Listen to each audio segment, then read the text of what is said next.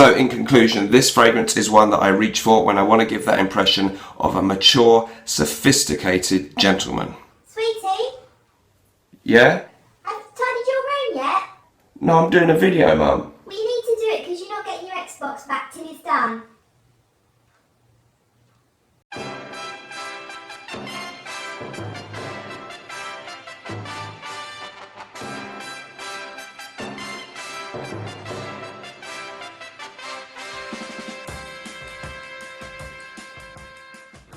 Hi guys, so welcome back, and as the title of the video suggests, I've been buying some more vintage fragrances and I'm really keen to share them with you, so here we go.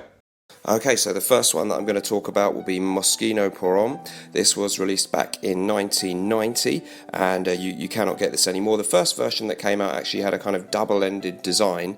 I think it was called a vice versa bottle or something, with a sort of it appeared to have a lid at each end. They then changed. I don't think there's been any massive change in the formula between the bottle I've got and the first one, but I'm not really sure. I know you can't get the fragrance itself anymore, I don't think. As you can see, nice dark juice there, and that gives us some idea. It's a very leathery fragrance. It's a fougere with some woodiness, a lot of depth, a bit of animalicness in there as well. It reminded me in some ways just a little bit of Creed's Bois de Portugal, and I have seen people on Base Notes compare it to that one as well. And it really is one of the most complex and rich designer scents you can get. It really smells like it could be a niche fragrance. Very much masculine, a little bit dated smelling maybe, but quite different to things like Kouros that came out 10 years before that. It has a little bit more richness, maybe even a bit of sweetness and herbal elements.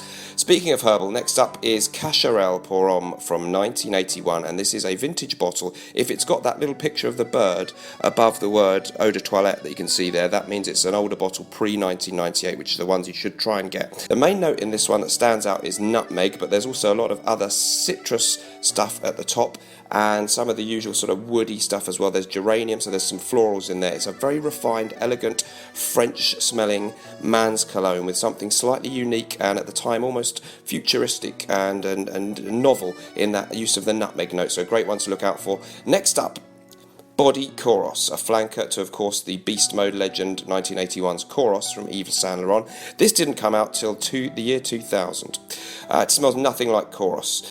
The main things you're going to get in this one, it's got a eucalyptus note, and to me it's slightly licorice-esque kind of smell in there. Quite a very sweet scent actually, a nighttime scent. Winter would be the appropriate time for this one. It reminded me, because of the eucalyptus, a little bit of Creed Royal Mayfair, and also people often compare it to Lolita Lempicka Masculine, and I've got Lolita Lempicka Masculine Midnight, and it really reminded me of that. So I get a lot of sweetness in this one, a little bit of sort of funkiness, but not the same kind that you get in Kouros, and really a nighttime feel, a bit more modern smelling than the others, but very distinctive as well. So I was really pleased to be gifted that one from a friend called Howard. Vendetta pour Homme from Valentino is next. This one was released, I think, in 1991, again long discontinued, and you can see it's got a very interesting bottle. I've got a 30ml bottle there, and it has that little bit at the top. Great box as well, and this one again is a leathery fougere, so there's a lot of leather in there, and oak moss. It gets compared to Dior Jewel sometimes, or even Lapidus pour Homme. I think it's a little bit gentler and kinder to the nose than those can be, though. It's got a little bit more freshness to me, almost a kind of lemony feel at the beginning. There's neroli and bergamot in the notes, and it's got a gentle floral aspect in there as well, which makes it rather less oppressive than some of the real 80s powerhouse fragrances. So a really, really interesting one that I'm looking forward to enjoying more, and I love the name Vendetta. Conjures up that image of some kind of mafia hitman. Next up then, from the house of Givenchy, released way back in, I think, 1959, was Monsieur de Givenchy. This is one that if you like Chanel Pour Monsieur, you might just love this one too. It's very similar to Chanel's Pour Monsieur. It's a herbal citrus kind of scent. I think it's classified as a chypre, but it's leaning a little bit towards a citrusy eau de cologne, so somewhere in that kind of field. The freshness of this one is really delightful and elegant in the beginning. The lemony bergamot opening is just absolutely exquisite, very different to modern citrus fragrances.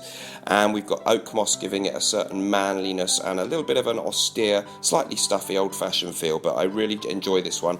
So I've got the Haute Concentration version, which is the stronger version. version, and this is the normal eau de toilette. The lack of a barcode on the box there suggests it's pre-1990, so a really old bottle, and really happy to have this one in the collection. Well worth seeking out. There is a reissue that you can still get from the Parfums Mythique series that might be worth checking out too.